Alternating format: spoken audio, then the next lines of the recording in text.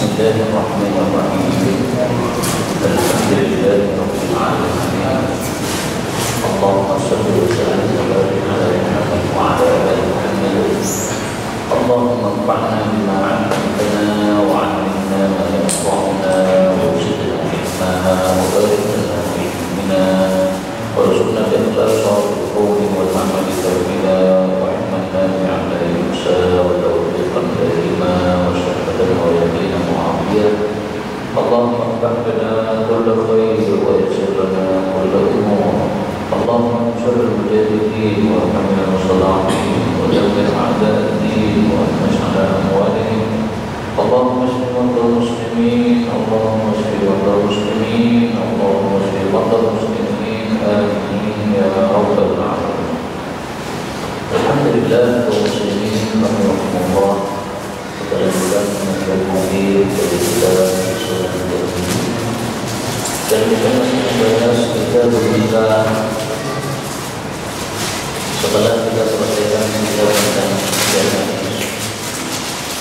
Maka pada pertemuan ini kita membaca hadis 1091 faqala al-mu'allif rahimahullah ta'ala wa nafa'ana bihi wa bi ulumihi fid dharain amin. Bab ma jaa fima yuqal bab doa apa yang diucapkan lil mutazawwij untuk orang yang menikah. Jadi dalam Islam ini kita disyariatkan saling mendoakan sesama kaum muslimin. Ketika ada kejadian-kejadian tertentu maka ada doa-doa tertentu. Maka ada orang menikah kita doakan menikah, ada orang mati kita doakan kematian dan sebagainya. Nah, doa yang sesuai sunnah untuk orang yang menikah apa ini hadisnya? An Abi Hurairah radhiyallahu anhu anna Nabiy sallallahu alaihi wasallam karena adalah apabila rafa'a mendoakan pernikahan al-insana seorang manusia idza tazawwaja apabila dia menikah qala mengucapkan barakallahu lahu wa baraka alaihi wa jama'a bainakuma fil khair. Semoga Allah memberkahi untukmu dan semoga Allah memberkahi atasmu dan semoga Allah mengumpulkan antara kalian berdua dalam kebaikan. Ini sebagai pengganti dari doanya orang-orang jahiliyah. Orang-orang jahiliyah mereka biasanya mendoakan dengan doa birrofa'i wal janin. Birrofa semoga akur nyaman dan juga suami istri, wal banin semoga anak yang layak laki-laki saja dari ceweknya. Nah, maka ini diganti oleh Nabi SAW. Kenapa kamu doakan hanya cowok saja seolah-olah cewek itu jelek? Nah, sehingga kata-kata birrofa wal banin oleh Nabi kemudian diubah dengan 3 doa ini. Doa yang pertama barakallahu, semoga Allah kasih berkah. Yang dimaksud berkah itu adalah kebaikan yang banyak itu berkah. Kemudian baraka alaihi, semoga Allah berkahi atasmu. Apa perbedaannya? Ada 2 pendapat. Pendapat pertama mengatakan kalimat yang kedua ini penguat saja. Semoga Allah memberkahi kamu dan betul-betul memberkahi kamu. Nah, maka diulangi 2 kali. Pendapat yang kedua mengatakan kata-kata laka ini adalah untuk perkara-perkara yang disukai. Adapun alaika ini untuk perkara-perkara yang tidak disukai. Jadi maksudnya apapun kejadian yang kamu alami ketika menikah nanti, baik disukai maupun tidak, mudah-mudahan semuanya barokah. Anaknya lahir sesar, apa barokah. Anaknya lahir normal, bagus, alhamdulillah berkah. Kemudian doa yang ketiga adalah semoga Allah kumpulkan kalian berdua dalam kebaikan. Karena ada orang-orang yang kumpul dalam keburukan, setiap bertemu bertengkar terus dan berarti dalam keburukan. Nah, maka doakan yang baik-baik. Ini doanya orang-orang jahiliyah, birrofa wal banin. Ini sebenarnya salahnya cuma di kata-kata banin saja. Kalau rofanya nggak ada masalah. Rofa itu artinya akur antara suami istri. Doa yang bagus. Yang tidak bagus adalah wal banin. Ini kenapa? Seolah-olah membenci anak-anak perempuan sebagaimana kebiasaan jahiliyah dulu sangat tidak suka kalau dapat anak perempuan. Berikutnya 92, bab ma yaqulu, bab apa yang diucapkan idza dakhala ala ahli, apabila mengumpuli istrinya. Dari Ibnu Abbas radhiyallahu anhu berkata, Rasulullah sallallahu alaihi wasallam bersabda, "Law anna ahadakum," adalah bahwasanya masing-masing kalian, idza ata ahlahu, apabila ingin mengumpuli istri, qala, mengucapkan doa, Bismillah, Allahumma jannibna syaitan wa jannibi syaitan ma razaqtana. Doanya 3 Pak. Yang pertama Bismillah, dengan nama Allah, karena dengan menyebut nama Allah segala sesuatu jadi barokah. Yang kedua, Allahumma jannibna syaitan, ya Allah jauhkanlah kami dari setan. Kenapa doanya seperti ini? Karena setan itu menghadiri kondisi kita apapun yang kita lakukan. Kita makan setan datang, kita minum setan datang, kita masuk kamar kecil setan datang. Ini saya tambahkan dulu ini. Rasulullah sallallahu alaihi wasallam bersabda, "Inna ahadakum syaitan," sesungguhnya setan itu yahduru ahadakum, menghadiri masing-masing kalian, inda kulli syai'in syahid, dalam semua kondisi. Nah, maka ketika ada hubungan suami istri, setan datang. Nah, kalau kita tidak berlindung dari setan, akhirnya setannya ikut campur. Na'udzubillahi min syarri dzalik. Konon itu tidak selalu benar. Kalau suami istri kumpul tapi tidak berdoa, nah, setan itu melibet pada kemampuannya. Sehingga berarti ketika terjadi hubungan, setannya ikut masuk. Alhamdulillah. Tapi itu konon saja, belum tentu benar. Ada fungsi dari Bismillah. Ini adalah supaya setan tidak bisa melihat aurat kita. Sebagaimana sabda Nabi sallallahu alaihi wasallam, "Sabtu ma baina a'yunil jin," yang bisa menutupi antara mata jin dengan auratnya manusia itu adalah kalau dia lepas baju, dia mengucapkan Bismillah. Hadis riwayat Bukhari. Maka supaya tidak dilihat oleh setan, baca Bismillah, dan supaya berkah, baca Bismillah. Kemudian doa yang ketiga adalah wajannibna syaitana, dan jauhkanlah setan ma razaqtana, dari apa yang Engkau rizkikan kepada kami, yaitu anak. Di setan supaya tidak mengganggu anak kita. Dan dari kata-kata ini diambil pelajaran bahwa seorang suami melakukan hubungan dengan istrinya hendaknya ada niatan punya anak. Jangan seperti sebagian orang tidak mau punya anak, maunya bersenang-senang saja. Kemudian buat slogan 2 anak cukup, tidak benar. 2 anak cukup itu bukan slogan Islam. Itu slogan orang-orang yang tidak percaya takdir, sehingga khawatir kalau anaknya banyak nggak bisa makan. Padahal yang ngasih makan bukan orang tua, yang ngasih makan adalah Allah Subhanahu wa Ta'ala. Kalau kita baca doa ini, apa efeknya? Fa in qadallahu, kalau Allah menetapkan bainahuma, antara suami istri tadi, waladan, ada anak yang lahir, maka lam yadurru syaitan, setan tidak bisa memadoroti si anak tadi. Maksudnya tidak bisa memadoroti, maksudnya tidak bisa menguasai anak tadi sehingga dia tidak punya amal soleh. Sehari-hari mabuk, judi, apalagi pokoknya jelek terus, nggak ada amal solehnya, itu berarti sudah dikuasai setan. Nah, supaya tidak terjadi seperti itu terhadap anak-anak kita, bagaimana? Ketika hubungan, maka dalam baca doa.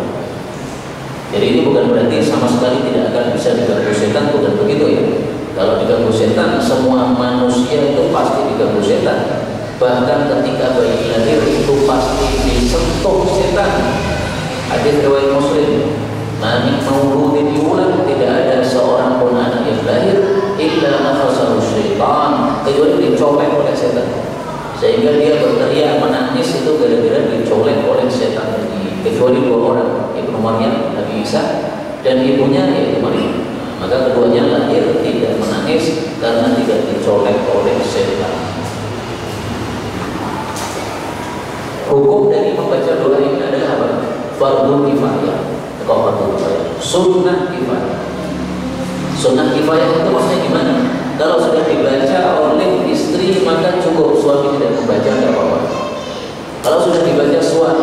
cukup, istri tidak membaca tidak apa-apa. Tapi kalau dua-duanya membaca lebih bagus. Sama dengan korban Idul Adha, itu dalam satu keluarga hukumnya apa? Sunnah kifayah. Kalau bapak sudah korban, maka yang lain tidak korban sudah cukup. Atau ibu yang korban, maka yang lain tidak korban sudah cukup. Atau anak yang korban karena anaknya sudah kerja, sementara bapak ibunya lagi sedikit uangnya, nah, sudah cukup. Tapi seandainya semuanya korban, ya nggak ada masalah, bagus. Bapak, ibu, anak, karena semuanya sudah kerja, korban sendiri-sendiri, nggak ada masalah, bagus. Berikutnya baru mengajar fi bab tentang al-awqati waktu-waktu allati yustahabbu fiha, yang disunnahkan padanya an-nikah, untuk menikah. Nah, ini bagian belum nikah. Hendaklah nikahnya dipaskan waktu yang mustahab, waktu yang sunnah. Nikah kapan saja bebas, Pak, tapi ada waktu-waktu yang sunnah. Sehingga yang sudah pernah menikah ya sudah lewat. Yang belum menikah ini yang merencanakan nikahnya dipaskan waktu yang mustahab. 1093 dari Aisyah radhiyallahu anha berkata, "Azawajani telah menikahi saya Rasulullah sallallahu alaihi wasallam di bulan Syawal." Syawal itu setelah Ramadan. Jadi Ramadan selesai nikah, bagus. Karena di bulan Ramadan kita ini full ibadah, Pak. Nah, sehingga takwanya naik, imannya naik. Habis itu nikah, bagus sekali. Nikah dalam kondisi imannya sudah naik. Wal banadi, dan beliau mengumpuli saya di Syawal, juga di bulan Syawal. Jadi akad nikahnya di bulan Syawal, kumpul atau malam pertama juga di bulan Syawal. Terus antara akad nikahnya dengan kumpulnya ini jaraknya berapa lama? Kalau Aisyah lama, wah jaraknya wah. Aisyah dinikahkan oleh bapaknya Abu Bakar Siddiq pada usia 6 tahun. Akad nikahnya usia 6 tahun. Riwayat yang lain mengatakan 7 tahun. Habis itu pisah. Nah, kemudian 3 tahun berikutnya ketika Aisyah usia 9 tahun baru kumpul sama Nabi. Nah, pas kumpul itu juga pada bulan Syawal. Ini kata-kata bana, arti asalnya adalah membangun, tapi yang dimaksud di sini adalah ngumpuli istri. Kenapa ngumpuli istri disebut dengan istilah membangun? Karena zaman dulu ya, orang-orang dulu itu kalau mau kumpul suami istri, itu suaminya bangun kubah dulu. Kubah itu kemah bundar. Nah, kemudian kumpulnya di situ. Nah, maka setiap ada orang kumpul disebut membangun, padahal yang tidak harus membangun kubah tersebut dulu. Mau membangun mau tidak terserah, yang penting apa? Tempatnya tertutup. Aisyah menyukai bahwasanya perempuan-perempuan keluarganya itu dibina dan dikumpuli pada bulan Syawal sesuai dengan apa yang dilakukan oleh Nabi terhadap diri sendiri. Nah, sekarang kenapa sunnahnya nikah di bulan Syawal? Ini karena kondisi jahiliyah dulu. Mereka menganggap bahwasanya bulan Syawal itu tidak cocok untuk nikah. Anggaplah seperti bulan Sial, angka 13 angka Sial. Nah, itu keyakinan-keyakinan yang tidak benar, tidak ada dasarnya. Makanya orang-orang jahiliyah tidak mau nikah di bulan Syawal. Karena itu Rasulullah kemudian bertanya di sini, kalian tidak suka nikah di bulan Syawal? Saya nikah di bulan Syawal. Nah, mungkin saja di Indonesia kondisinya berbeda. Kondisi di Indonesia misalnya bulan Muharram tidak bagus untuk nikah untuk orang Indonesia misalnya. Nah, berarti kita paskan Muharram malam nikah supaya orang-orang tahu bahwa nikah itu tidak ada waktunya yang terlarang atau yang menyebabkan sial, tidak ada. Tapi jelas dari hadis ini ya, para ulama mengambil kesimpulan sunnah menikah pada bulan Syawal. Nah, saya mengambil sunnah ini hanya separuhnya, Pak. Karena saya menikahnya itu di bulan Sya'ban, bukan Syawal, tapi kumpulnya di bulan Syawal. Nah, maka saya ngambil separuh sunnah. Berikutnya baru mengajar fil walimah, tentang walimah. Walimah itu adalah makanan yang dibuat ketika ada orang menikah, itu namanya walimah. Ketika terjadi akad, suami laki-laki dengan perempuan, nah itu namanya walimah akad. Terus kalau istrinya sudah dikumpuli suami, nah, kemudian mengadakan makanan walimah, itu disebut walimatul urs. Jadi pihak perempuan yang mengadakan itu namanya walimah akad, pihak laki-laki yang mengadakan itu namanya walimah nikah atau walimah urs. Nah, yang kita bicarakan di sini bukan walimah akad, tapi walimah urs, bukan yang diadakan pihak perempuan, tapi yang diadakan oleh pihak laki-laki. Walimah diambil dari kata-kata walama. Walama itu artinya mengumpulkan.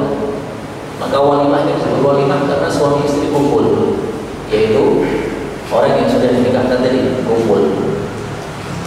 Dan makanan walimah ini sunnahnya dilakukan setelah kumpul suami istri.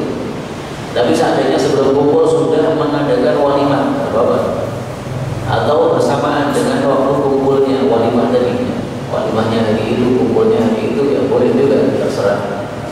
Tapi lebih utama walimah dilakukan setelah kumpul. Jadi misalnya akad nikah hari Ahad, ya, tapi kumpulnya nanti nunggu hari Kamis misalnya, karena istrinya sedang haid, nunggu sampai suci, Kamis baru kumpul, ya berarti walimahnya setelah Kamis itu. Itu yang paling bagus dan utama, setelah kumpul.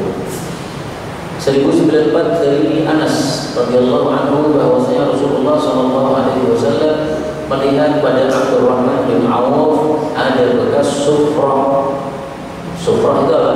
Sufrah itu adalah parfum khas para wanita, warnanya kuning, makanya disebut sufrah.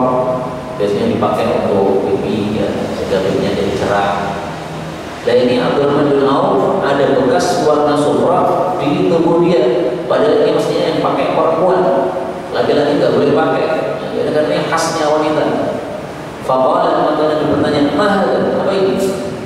Artinya kok laki-laki pakai sufrah, nggak boleh. Dan ini menunjukkan bahwa sebelum kita nahi mungkar itu tak baik dulu. Jadi Nabi tidak langsung mengatakan ini mungkar, nggak boleh, haram, nggak boleh. Tapi tanya dulu, apa ini? Kenapa di tubuhmu ada sufrah yang merupakan parfumnya perempuan? Nah, maka Abdurrahman mengatakan, saya sudah menikahi seorang wanita ala wazni nawasin min dhahabin, dengan mahar seberat nawak emas. Nah, nawak itu apa? Nanti akan dibahas di bawah. Nah, berarti dari jawaban ini diketahui bahwa dia tidak bersengaja memakai sufrah, tapi sufrahnya istrinya terkena dia. Istrinya yang pakai sufrah, tapi kemudian karena dekat dengan suaminya atau nempel dengan suaminya, jadi sufrahnya nempel. Nah, maka ini berarti dia tidak melakukan suatu pelanggaran karena dia tidak bersengaja. Maka Rasulullah SAW mendoakan, barakallahu lak, semoga Allah memberkahi engkau, auli walimah kamu, walau bisyatin, meskipun dengan seekor kambing. Nah, kata-kata auli walimah kamu ini mengandung dua pelajaran. Pelajaran pertama, berarti walimah itu diperintahkan. Kalau diperintahkan, apa hukumnya? Apakah wajib atau sunnah? Menurut mayoritas para ulama, hukum walimah adalah sunnah. Sehingga kalau menikah tanpa walimah bagaimana? Sah. Yang penting ketika akad nikah ada saksi dua dan ada walinya si perempuan, sehingga nikahnya sah. Pendapat sebagian kecil ulama, walimah adalah wajib karena diperintahkan, dan kaidahnya mengatakan hukum asal perintah adalah wajib. Apalagi Nabi bersabda, innahu, sesungguhnya la budda, harus bil mursi, untuk pernikahan min walimah, ada walimahnya. Hadis riwayat Hasan sahih. Nah, kata-kata harus diartikan oleh sebagian ulama berarti wajib, kalau tidak walimah dosa. Saya katakan, meskipun sunnah menurut mayoritas, maka marilah kita tetap mengadakan walimah. Karena walimah itu ternyata tidak harus mewah. Walimah cukup misalnya orang-orang masjid yang pengajian ini sudah cukup. Jadi seandainya ada pemuda menikah ikut pengajian di sini dan dia uangnya tidak banyak, mengadakan walimah nggak bisa mengadakan banyak orang. Duitnya berapa? Cuma 500.000. Nah, sudah uang 500.000, beli minuman ini, beli roti ini. Ya berapa harganya, Pak? 2.000 gitu. Nah, 2.000 kali 100 berarti 200.000. Bisa mengadakan walimah. kajian ini dihidangi oleh orang yang menikah. Kemudian diberitahu ini walimah saya, roti kemen satu sama minuman satu, nggak apa-apa sah. Karena uangnya cuma 500.000, 200.000 dia gunakan walimah, masih ada 300.000 bisa untuk menghidupi istri. Jangan seperti sebagian orang walimah utang, sehingga malam pertama pusing dia mikir utang. Nah, jadi cantiknya hilang gara-gara mikir utang. Tidak seperti itu walimah itu. Walimah itu sederhana saja sesuai dengan kemampuan, karena Rasulullah juga melakukan seperti itu. Kemudian dari sini juga diketahui bahwa yang disuruh walimah itu laki-laki, aulim, bukan si perempuan. Maka kalau si pihak perempuan yang mengadakan undangan makan, itu bukan walimah yang wajib dihadiri, tapi itu walimah sunnah, walimah akad sunnah dihadiri. Kalau walimah nikah, maka ini apa? Wajib dihadiri. Kemudian perkataan ini, meskipun hanya seekor kambing, ini diucapkan oleh Nabi karena Abdurrahman bin Auf ini duitnya banyak. Seandainya duitnya sedikit, beliau mengatakan walimahlah meskipun dengan bakwan, walimahlah meskipun dengan roti bebek. Itu kalau duitnya sedikit, tapi duitnya Abdurrahman cukup banyak karena dia itu pebisnis.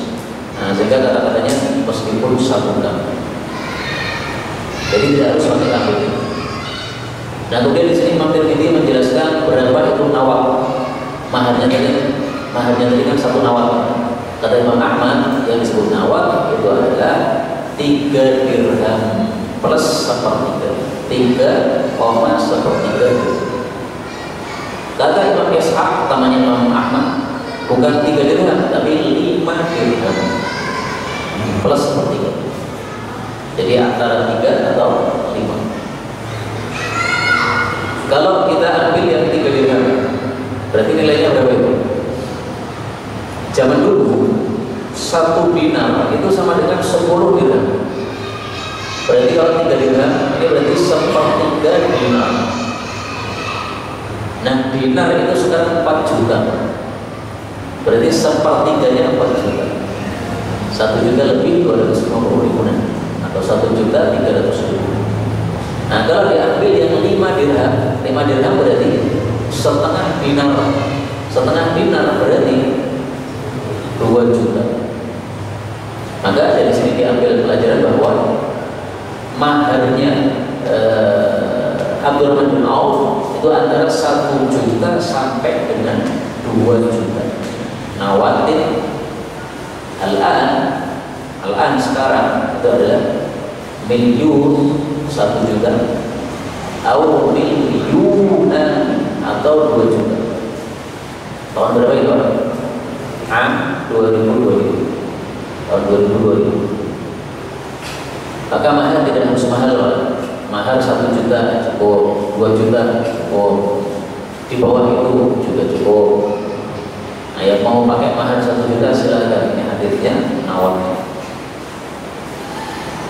Berikutnya 95 dari Anas bin Malik radhiyallahu anhu bahwasanya Nabi sallallahu alaihi wasallam awal membuat walimah ala Sofiyah atas istrinya Sofiyah binti Huyai bisawiyin dengan makan sawi wa tamrin dan kurma. Nah, ini dalil walimah sederhana. Tidak ada dagingnya, Pak. Cuma 2 hidangannya, kurma sama sawi. Sawi itu apa? Makanannya orang-orang Arab yang dalam riwayat yang lain disebutkan tamrin kurma, wa akidin dan keju, wa samnin dan minyak samin. Nah, ini kalau digabung itu menjadi sawi. Nah, maka ringkasnya walimah tidak harus mewah, walimah sesuai dengan kemampuan. Dan dari sini diambil pelajaran juga bahwa boleh mengadakan walimah ketika safar. Karena di sini ulama Nabi mengadakan walimah pada saat menikah dengan Sofiyah ini adalah fis safar. Fis safar, pada waktu safar. Jadi Rasulullah pergi safar waktu itu perang Khaybar. Nah, hasil perang kemudian dapat tawanan namanya Sofiyah. Akhirnya Sofiyah ini dimerdekakan kemudian dijadikan sebagai istri beliau. Maka pulang-pulang bawa istri baru boleh, Pak. Jangan pergi kemana, kerja kerja di mana. Nah, pulang-pulang bawa istri baru di dalilnya. Tapi kalau belum siap jangan dipaksakan. Nanti pulang bawa istri baru perang malah. Tapi kalau istrinya sudah siap nggak apa-apa. Ini dilakukan oleh Rasulullah sallallahu alaihi wasallam. Berikutnya 96 ini mengulang hadis sebelumnya sehingga tidak ada yang baru. Hanya saja dari sisi sanad dijelaskan bahwa Sufyan bin Uyainah melakukan tadlis, yaitu dia kadang-kadang tidak menyebutkan anwa yang ini, kadang-kadang tidak penting. Berikutnya 97 dari Ibnu Mas'ud radhiyallahu anhu berkata, Rasulullah sallallahu alaihi wasallam bersabda, ta'amu awwali yaumin, makanan hari pertama di dalam walimah itu hakun, adalah kebenaran, artinya sesuai sunnah. Wa ta'amu yaumin tsani, adapun makanan walimah hari kedua itu sunnah, hukumnya sunnah, tidak wajib lagi. Wa ta'amu yaumin tsalits, adapun makanan hari ketiga walimah itu adalah sum'ah, pamer. Wa man sama'a, dan barang siapa yang pamer, sama Allah bi, Allah akan menampakkan pamernya tadi, sehingga ketahuan oleh orang banyak bahwa dia hanya pamer saja, sehingga direndahkan atau diremehkan oleh orang-orang. Hadis ini menunjukkan bahwasanya walimah itu maksimal cuma 2 hari. 3 hari sudah tidak boleh. Hari pertama wajib, hari kedua sunnah, hari ketiga haram, karena sunnah itu riya itu hukumnya haram. Tapi hadis ini derajatnya dhaif, karena hadis yang dhaif tidak bisa dijadikan dalil. Dhaifnya kenapa? Karena ada rawi bernama Ziyad bin Abdillah. Nah, ini perawi yang dhaif. Maka ringkasnya gimana? Karena hadisnya dhaif. Ringkasnya sesuai niat. Seandainya kita mengadakan walimah 3 hari, tapi niatnya ikhlas karena Allah, enggak apa-apa. Kita mengadakan walimah 1 hari, tapi niatnya riya, ya tidak bagus, ya dosa. Jadi pamer, ya, saya ini paling kaya sedunia, sehingga walimah saya ini harus paling mewah. Nah, sehingga dia gelontorkan uang 1 miliar untuk walimah supaya viral, walimah terbesar. Nah, berarti pamer saja, tidak ada pahalanya itu. Dan kalau diadakan walimah 3 hari atau 7 hari, niatnya ikhlas karena Allah, tidak ada masalah. Kenapa kok 7 hari Pak? Oh ya, karena rumah saya kecil, muatnya paling cuma 50 orang, atau muatnya paling 20 orang. Nah, saya undang hari pertama 20 orang tetangga, hari kedua 20 orang teman kantor, hari ketiga 20 orang kerabat. Misalnya begitu. Nah, sampai 3 hari berturut-turut nggak apa-apa, karena niatnya ikhlas sesuai dengan kemampuan dan tidak harus di gedung. Saya tampilkan dari bahwasanya walimah boleh lebih dari 3 hari dilakukan oleh para salaf.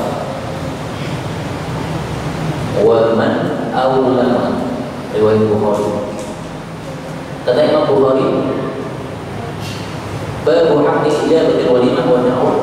Wa man awlama, orang yang mengadakan walimah sab'ata ayyam, sepekan, wa na'ud, dan sejenisnya. Nah, berarti sepekan aja tidak ada masalah, kata Imam Bukhari.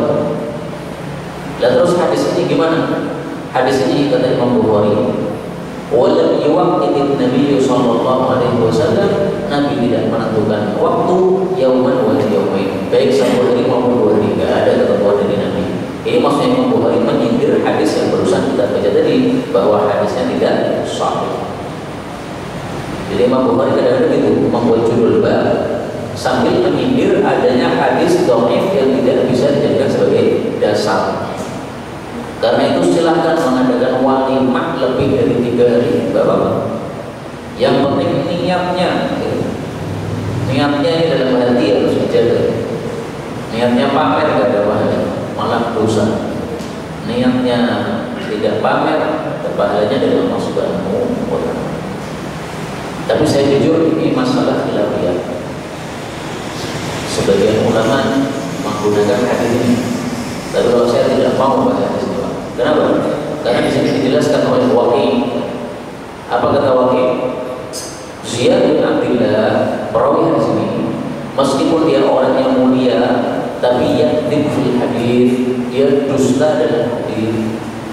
Meskipun kata-kata yakdzib ini bisa juga diartikan salah, ya. Salah dalam hadis.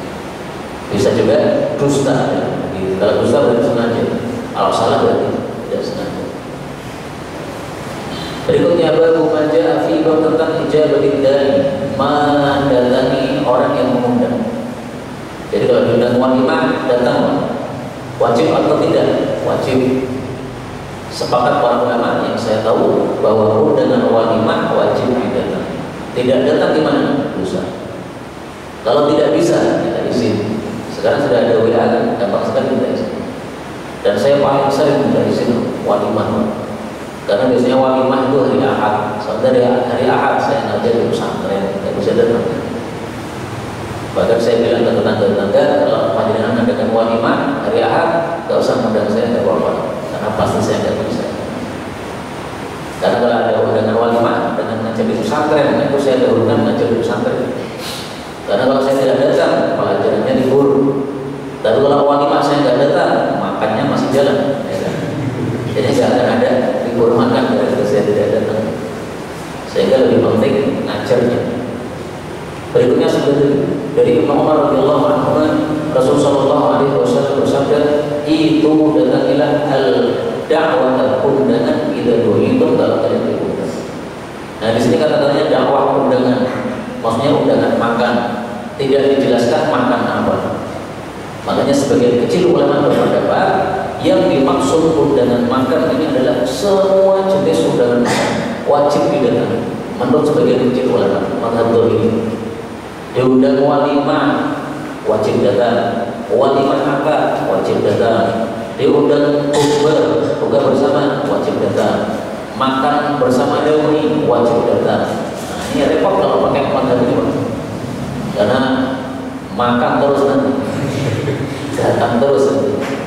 Nah, pendapat jumhur berpendapat bahwa yang dimaksud dakwah undangan di sini adalah undangan walimah saja yang wajib didatangi.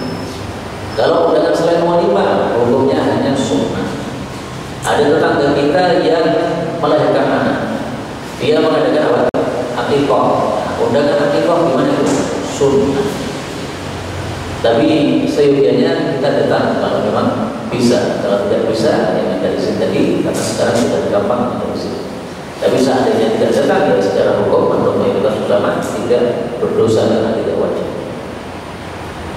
Tetangga kita adakan khitan tetap, kemudian adakan walimah tetap.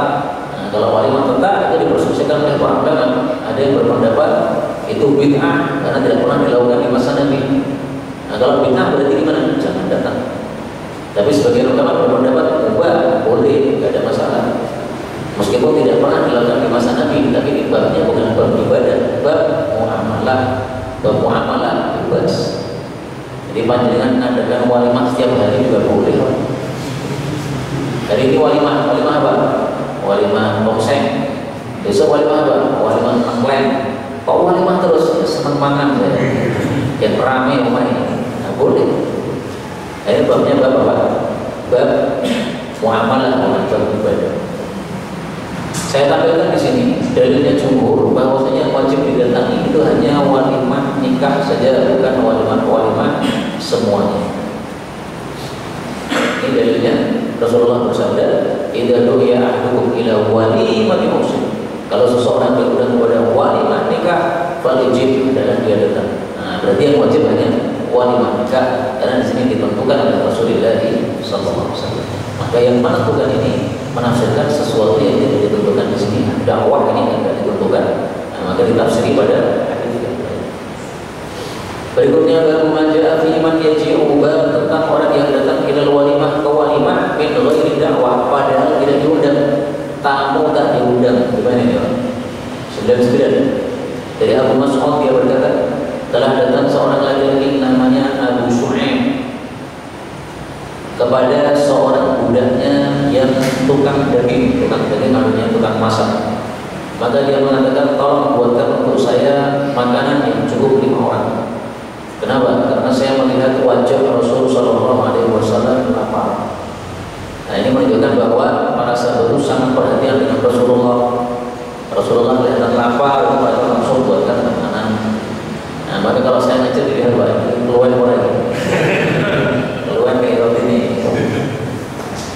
insya Allah nggak lapar saja. Pada sore. Lalu dia membuat makanan. Kemudian dia mengutus kepada Nabi Sallallahu Alaihi Wasallam, lalu mengundang Nabi. Waktu itu ada teman-teman duduk bersama Nabi Sallallahu Alaihi Wasallam. Nah, ketika Nabi sudah bangkit bersama teman-teman yang diundang tadi, tiba-tiba ada seorang laki-laki yang asalnya tidak bersama mereka. Ketika diundang, dia ikut.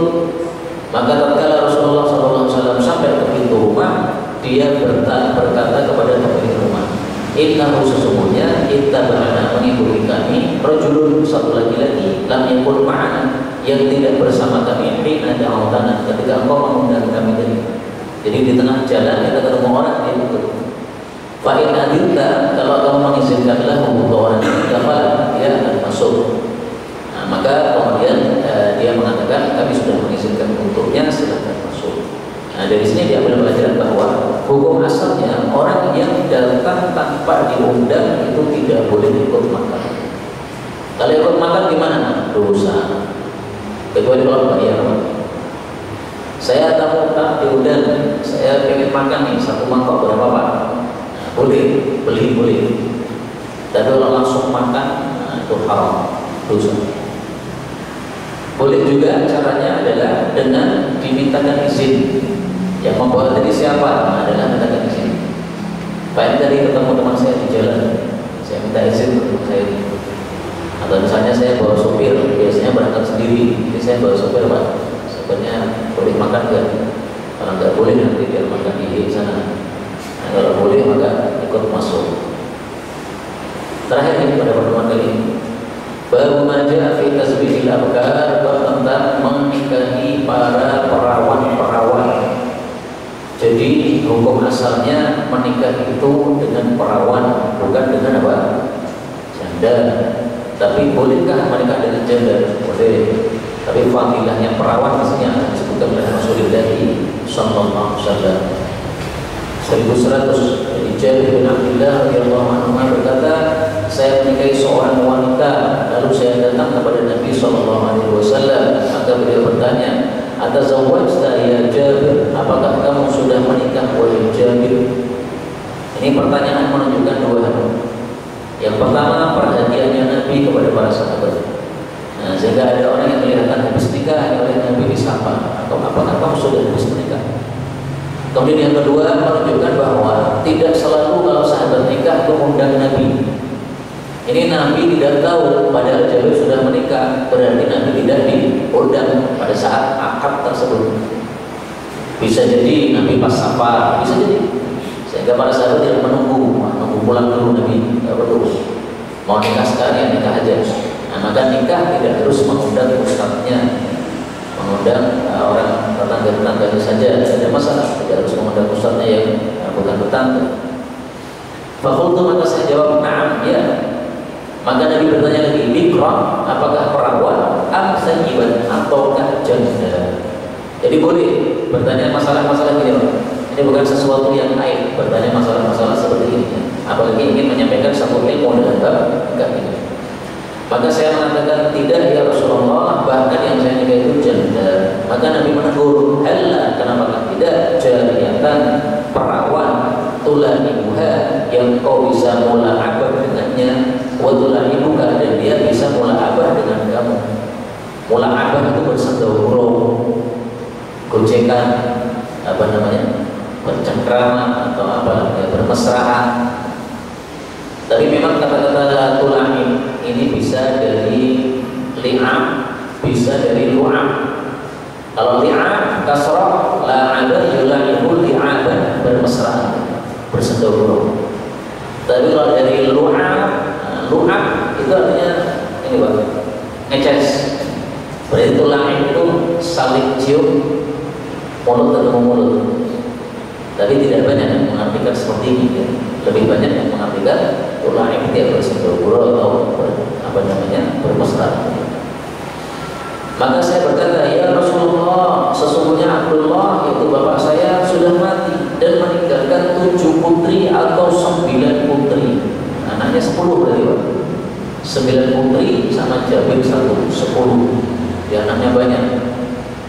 maka saya datang dengan seorang wanita yang bisa mengurusi adik-adik saya ini.